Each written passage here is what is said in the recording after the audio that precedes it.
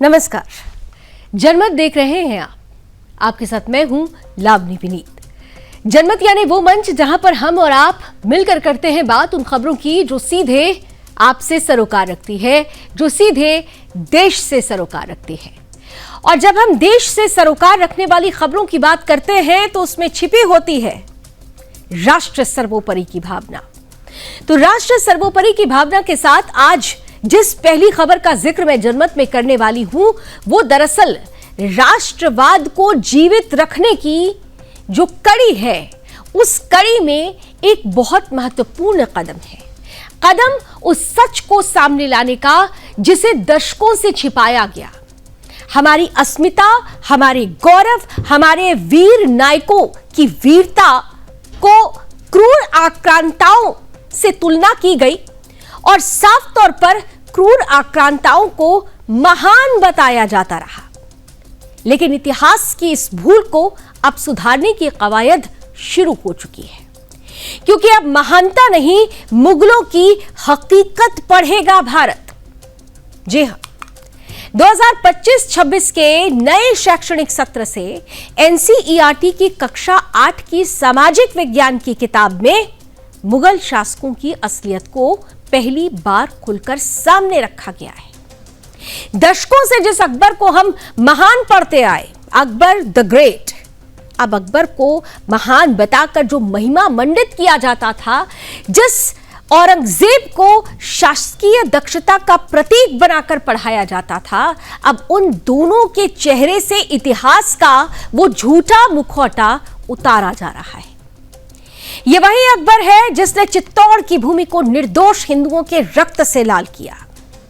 वही मुगल काल का सबसे क्रूर शासक औरंगजेब जिसने भारत के मंदिरों पर हमले कर सनातन को झुकाने का प्रयास किया, जिसने धर्मांतरण की नींव रखी, जिसने तलवार की नोक पर लाखों हिंदू बेटियों का धर्मांतरण कराया हो, जिसकी तलवार सिर्फ और सिर्फ हिंदुओं के खून से रंगी हो, ऐसे क्रूर आक्रांता का सच अब हमारी पीढ़ी जानेगी, क्योंकि अब सच बताया जाएगा। कहा भी जाता है कि किसी भी समाज को, किसी भी देश की अस्मिता को अगर बदलना है, उस पर सबसे ज्यादा प्रहार करना है, तो उसका सबसे सॉफ्ट हथियार होता है वहां का एजुकेशन, वहां की शिक्षा। पुरातन इतिहासकारों ने शिक्षा पर ही प्रहार किया, झूठ को सच बनाकर परोसा गया। लेकिन जब राष्ट्रवादी जागे, जब सनातनी जागे, तो एक बदलाव की प्रक्रिया शुरू हुई। और वही बदलाव की प्रक्रिया आने वाले समय में अब एक नए और सच्चे इतिहास के रूप में हमारी आने वाली पीढ़ियों के सामने होगी। सुदर्शन न्यूज लंबे समय से यह मांग करता रहा है कि बच्चों को वो इतिहास पढ़ाया जाए जो तलवार की नोक पर नहीं, सच्चाई की कलम से लिखा गया हो। और अब एनसीईआरटी ने आखिरकार एक साहसिक कदम उठा लिया है। नई किताब में अकबर को क्रूरता और सहिष्णुता का मिश्रण बताया गया है। बताया गया है कि 1568 में जब अकबर ने चित्तौड़ किले की घेराबंदी की तो लगभग 30,000 हिंदू नागरिकों का नरसंहार किया। यह खबर उनके लिए भी है जो अकबर को महान शासक बताते रहे हैं। जरा आज अकबर की सच्चाई जान ले। 30,000 से ज्यादा हिंदुओं का नरसंहार सिर्फ एक किले पर कब्जा करने के लिए। बचे हुए महिलाओं और बच्चों को गुलाम बना दिया गया, और गुलाम बनाने वाला यही अकबर द ग्रेट था। यह कोई अनुमान नहीं है, बल्कि अकबर के अपने खुद के विजय पत्र में दर्ज वो दस्तावेज है जो अब किताब में स्रोत के रूप में शामिल किया गया है। वर्षों तक इस निशंसता पर पर्दा डालकर सिर्फ ये पढ़ाया गया कि अकबर ने जजिया कर हटाया, हिंदू लड़कियों से विवाह किया, हिंदू लड़की से विवाह किया, और हिंदुओं के लिए बहुत उदारवाद रहा है, उसके मन में उदार रहा है वो। लेकिन सच्चाई ये है कि अकबर का दरबार सियासत और तलवार की धूर्त चालों से भरा हुआ था। वो सच अब देश जान सकेगा, हमारी पीढ़ी जान सकेगी।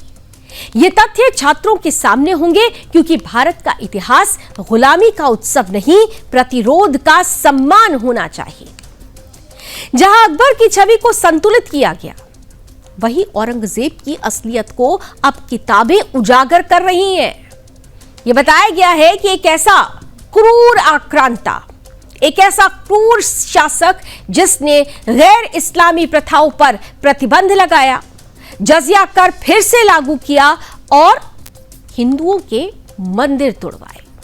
लाखों मंदिर तोड़वाए गए, लाखों हिंदुओं का धर्मांतरण कराया गया, लाखों हिंदू बेटियों के साथ वो अत्याचार किया गया, क्रूरता की सीमाएं पार कर दी गई, जिसे सोचकर भी आत्मा तड़पती है।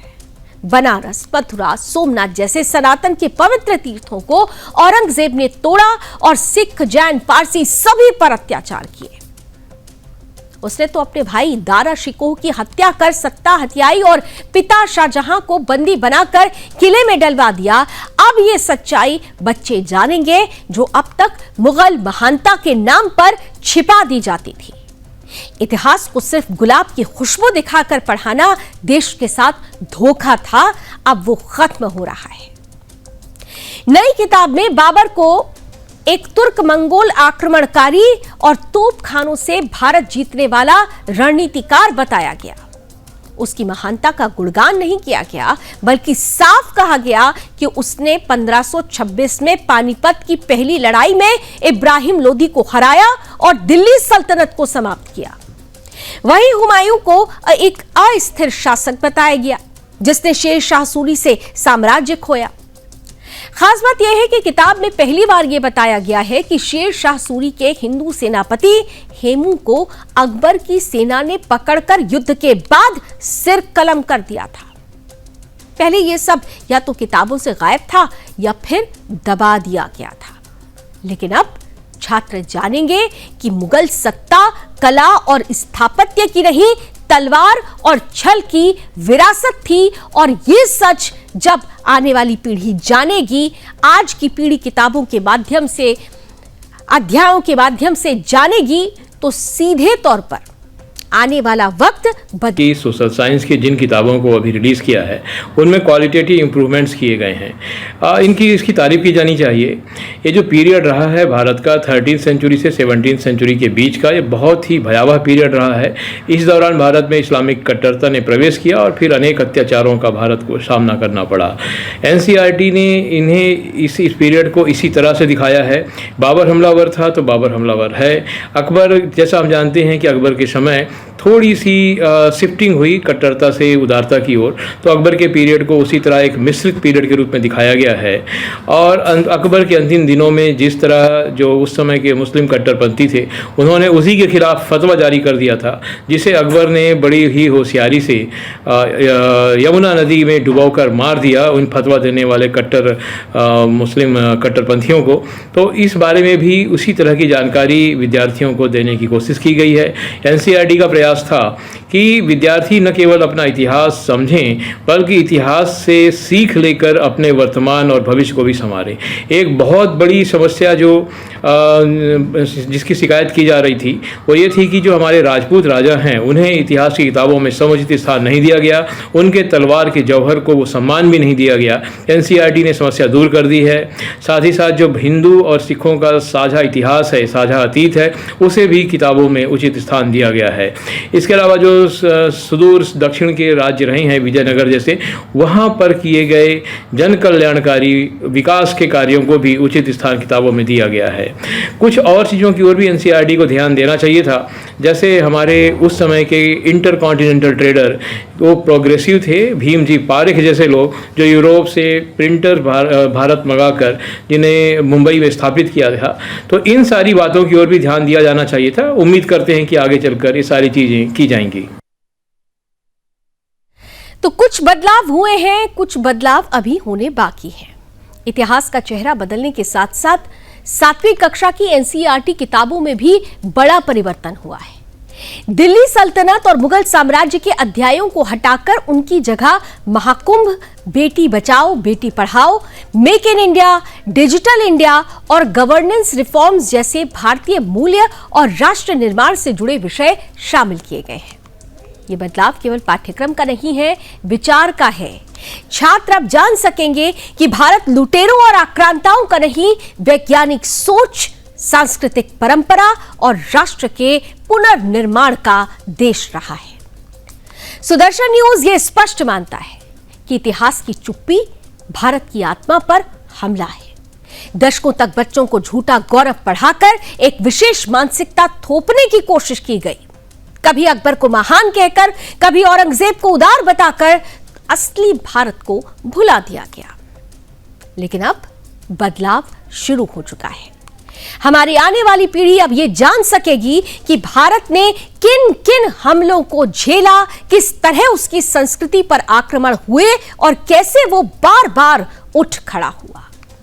इतिहास की किताबें अब दरबारी तारीफों का पुलिंदा नहीं, सत्य का आईना बनेंगी। यह बदलाव एनसीईआरटी का ही नहीं है, यह बदलाव भारत की चेतना के लिए बहुत जरूरी था। यह बदलाव भारत की चेतना का है। लेकिन अब यह सवाल है कि क्या यह बदलाव सभी राज्यों के शिक्षा बोर्ड स्वीकार करेंगे, खासकर वो राज्य जहां पर भाजपा की सरकार नहीं है, जैसे पश्चिम बंगाल, तमिलनाडु, केरल, तेलंगाना, झारखंड, पंजाब, जो गैर बीजेपी शासित राज्य हैं। क्या वहां के स्कूलों में भी यही नई किताब बच्चों को पढ़ाई जाएगी?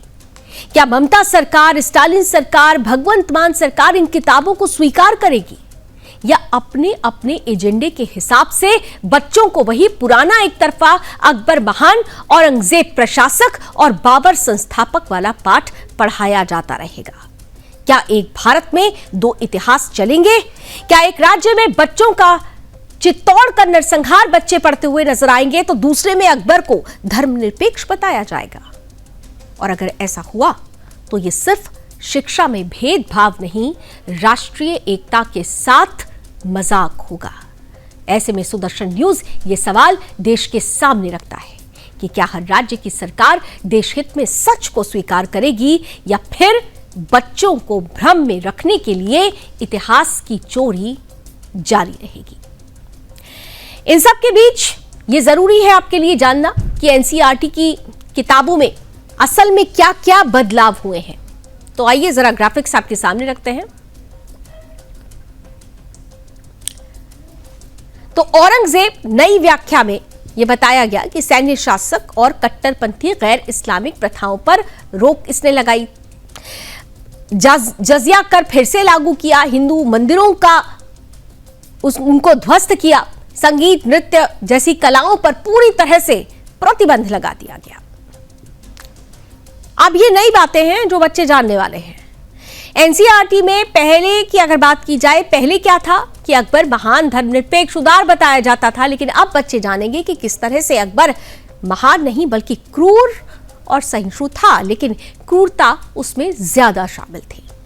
औरंगजेब पराक्रमी, धार्मिक नहीं, जबकि औरंगजेब क्रूर सैन्य शासक, कट्टर और असहिष्णु था। यह बदलाव है जो एनसीईआरटी की पुस्तकों में किया गया है, जिसके बारे में अब बच्चे जानेंगे, समझेंगे।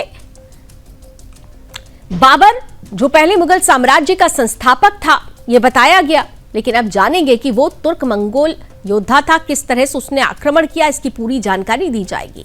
हुमायूं पहले संघर्षशील बताया जाता था, लेकिन अब बताया जाएगा कि किस तरह से उसने अस्थिर शासन दिया, शेरशाह से कैसे वो पराजित हुआ। ये तमाम जो सच है वो अब बच्चों के सामने आता हुआ नजर आएगा।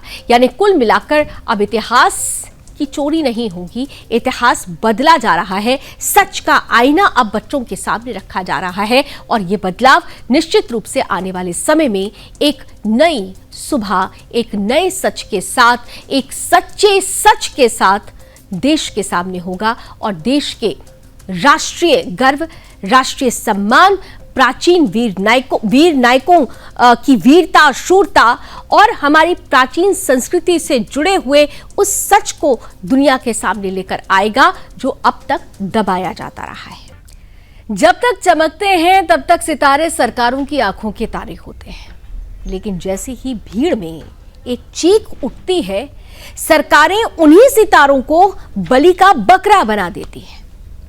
कुछ ऐसा ही खेल कर्नाटक में विराट कोहली के साथ खेला गया, जिस विराट को लाखों करोड़ों लोग पूछते हैं, आज उसी को कांग्रेस की सिद्धारमैया सरकार ने चिन्नास्वामी स्टेडियम की भगदड़ के लिए कटघरे में खड़ा कर दिया।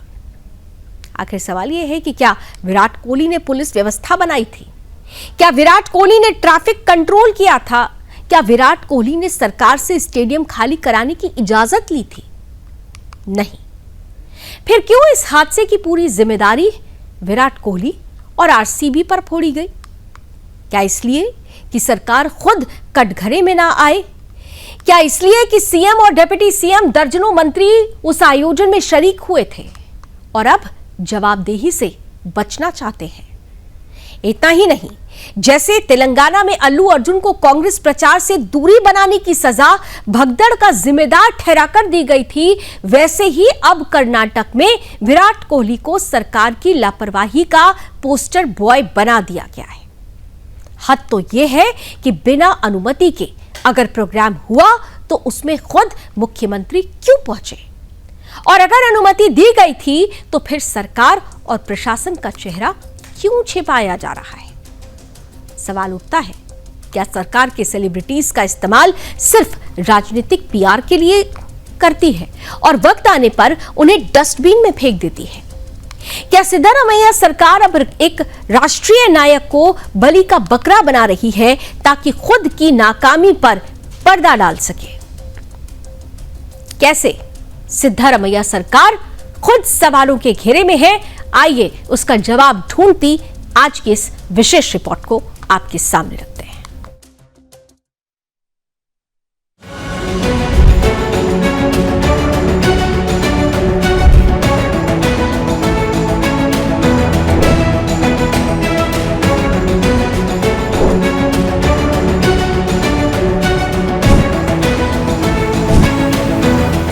बेंगलुरु की सड़कों पर जश्न की भीड़ उमड़ी। आईपीएल ट्रॉफी के साथ आरसीबी की विक्ट्री परेड निकाली गई, लेकिन ये जश्न कब मातम में बदल गया किसी को खबर नहीं हुई। चिन्नास्वामी स्टेडियम के बाहर लाखों लोगों की भीड़, गेट टूटे और भगदड़ में 11 लोग मारे गए, 50 से ज्यादा घायल हुए। अब जब रिपोर्ट सामने आई है तो कर्नाटक सरकार ने पूरी जिम्मेदारी आरसीबी पर डाल दी। कहा गया न आयोजन की अनुमति ली गई, न सुरक्षा व्यवस्था की जानकारी दी गई। आरसीबी ने सिर्फ एक सूचना दी, लेकिन कानूनी अनुमति नहीं ली, जो कि 2009 के कानून के तहत जरूरी थी। बेंगलुरु मेट्रो के आंकड़े बताते हैं कि उस दिन 9 लाख से ज्यादा लोगों ने मेट्रो से सफर किया, जो सामान्य से 1.5 गुना ज्यादा था।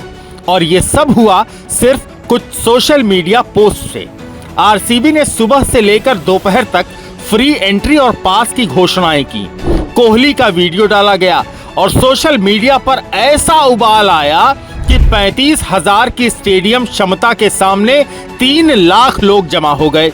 लेकिन सबसे बड़ा सवाल, अगर आयोजन अनाधिकृत था तो मुख्यमंत्री सिद्धारमैया और deputy CM DK Shivakumar stadium के अंदर क्या कर रहे थे?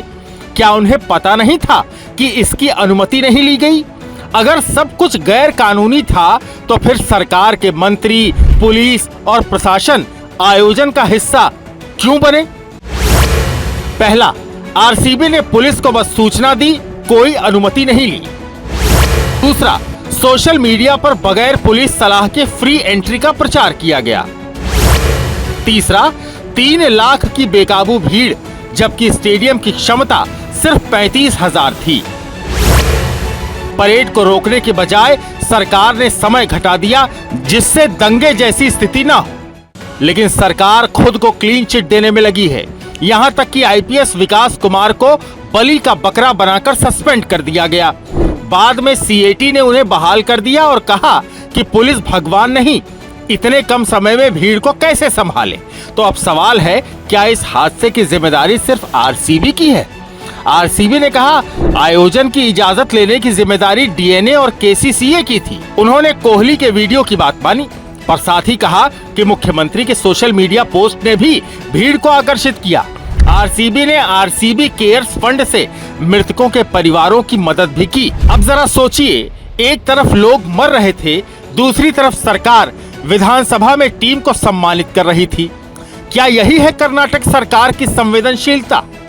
जब हाईकोर्ट ने रिपोर्ट मांगी तो सरकार ने उसे गोपनीय रखने की कोशिश की, लेकिन कोर्ट ने साफ कहा कि ऐसी कोई गोपनीयता नहीं बनती, ये सिर्फ तथ्यों का विवरण है। अब वही रिपोर्ट सरकार की पोल खोल रही है। सवाल यह है कि क्या सरकार को आयोजन की जानकारी नहीं थी? अगर जानकारी नहीं थी तो मुख्यमंत्री और मंत्री वहां क्या कर रहे थे? अगर जानकारी थी तो क्यों भीड़ के लिए इंतजाम नहीं किए गए? ये कोई सामान्य हादसा नहीं था, ये उस गैर जिम्मेदार सरकार का चेहरा था जो लोगों की जान की कीमत पर अपनी छवि चमकाना चाहती थी। Bureau report, Sudarshan news.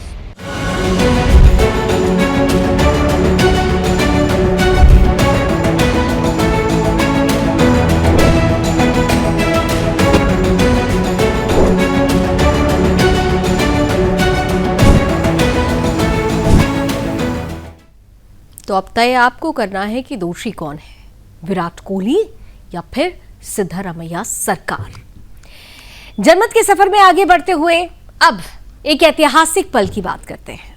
वो ऐतिहासिक पल जो विशाखापत्तनम में आने वाला है। भारत के लिए यह ऐतिहासिक पल कितना खास है, इसका अंदाजा इसी बात से लगाया जा सकता है कि 18 जुलाई 2025 यानी गुरुवार का दिन भारत की नौसेना और आत्मनिर्भरता के इतिहास में सुनहरे अक्षरों में लिखा जाएगा। भारतीय नौसेना अपनी पहली पूरी तरह स्वदेशी डाइविंग सपोर्ट वेसल आईएनएस निस्तार को विशाखापट्टनम में कमीशन करने जा रही है। इस स्वदेशी शक्ति का निर्माण हिंदुस्तान शिपयार्ड लिमिटेड ने किया है। ये सिर्फ एक युद्धपोत नहीं है, बल्कि आत्मनिर्भर भारत के युग का चमकता हुआ प्रतीक है। इसकी सबसे बड़ी खासियत 80% से ज्यादा स्वदेशी सामग्री और 120 से अधिक एमएसएमई इकाइयों की भागीदारी है, जो ये प्रमाणित करता है कि भारत अब रक्षा उत्पादन में किसी पर निर्भर नहीं है, बल्कि खुद एक निर्माण शक्ति बन रहा है। करीब 120 मीटर लंबा और 10,500 टन वजनी ये पोत उन समुद्री अभियानों के लिए तैयार किया गया है जहां इंसान के लिए जाना नामुमकिन सा लगता है। Saturation diving system, remotely operated vehicles और डीप सबमरीन रेस्क्यू व्हीकल्स जैसे अत्याधुनिक उपकरणों से लैस आईएनएस निस्तार गहरे समुद्र में पनडुब्बियों के लिए बचाव मिशन और डाइविंग अभियान के लिए भारत का सबसे सशक्त हथियार बनेगा। इस जहाज का क्रेस्ट भी इसका गौरव बढ़ाता है। एक एंकर जो समुद्री ताकत का प्रतीक है, एक डॉल्फिन जो मित्रता, बुद्धिमत्ता और शुभ संकेत मानी जाती है। जहाज का आदर्श वाक्य साहस और सटीकता से मुक्ति, जो इसकी भूमिका कमान में शामिल होगा। भारत की समुद्री रक्षा क्षमता को एक नई मजबूती मिलेगी। ये केवल एक तकनीकी उपलब्धि नहीं, ये भारत की वैज्ञानिक आत्मनिर्भरता, सुरक्षा रणनीति और स्वदेशी रक्षा निर्माण की दिशा में लिया गया सशक्त कदम है। आईएनएस निस्तार समुद्र की गहराइयों का नया प्रहरी बनेगा। भारत की सुरक्षा, संकल्प और स्वाभिमान का ये नया अध्याय होगा। वो अध्याय जो आत्मनिर्भरता से बना हुआ है, वो अध्याय जो स्वदेशी ताकत से परिपूर्ण है, वो अध्याय जो भारत का गौरव बनेगा।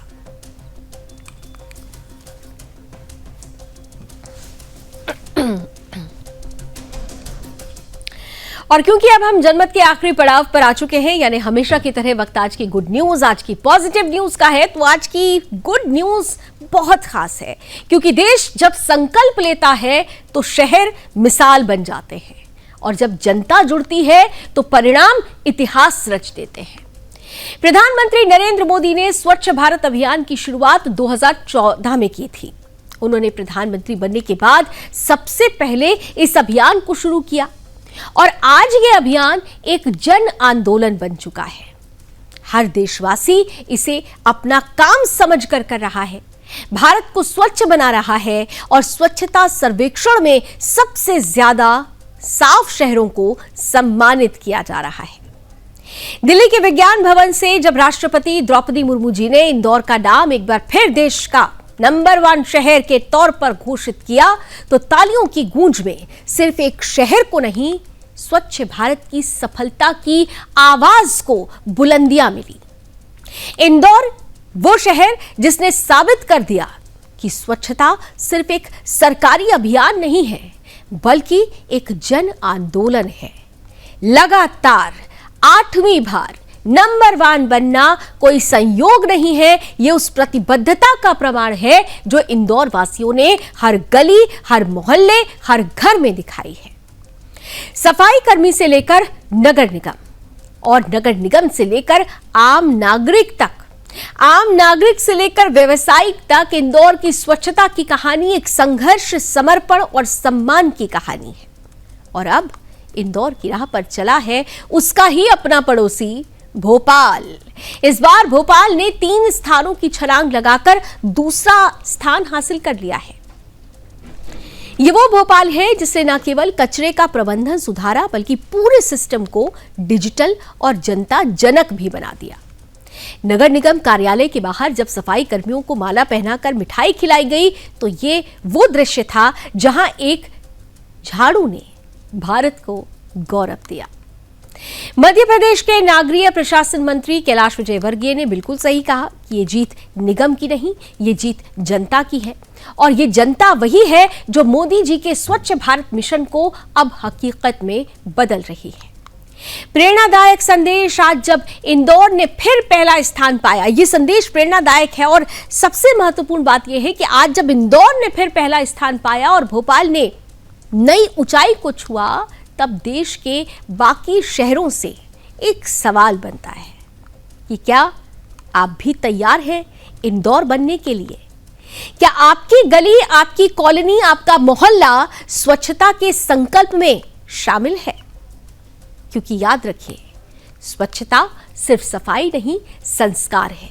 स्वच्छता सिर्फ व्यवस्था नहीं, नेतृत्व है। और स्वच्छता सिर्फ नीति नहीं, नई राष्ट्रीय संस्कृति का प्रतीक है।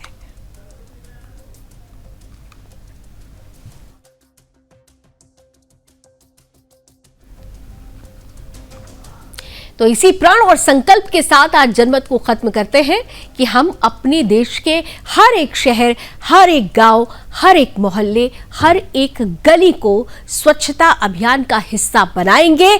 हम भी इंदौर की जैसे अपने शहर को नंबर 1 बनाएंगे। और यकीन मानिए, जब आप शहर को नंबर 1 बनाने का प्रयास करेंगे तो फिर देश भी नंबर 1 होगा। स्वच्छता अभियान को पूरी तरह से अपनाइए और पूरी तरह से अपने देश को सफाई में नंबर 1 बनाइए। जनमत में अभी बस इतना ही। देश और दुनिया की तमाम खबरों के लिए आप जुड़े रहिए सुदर्शन न्यूज के साथ। जय हिंद।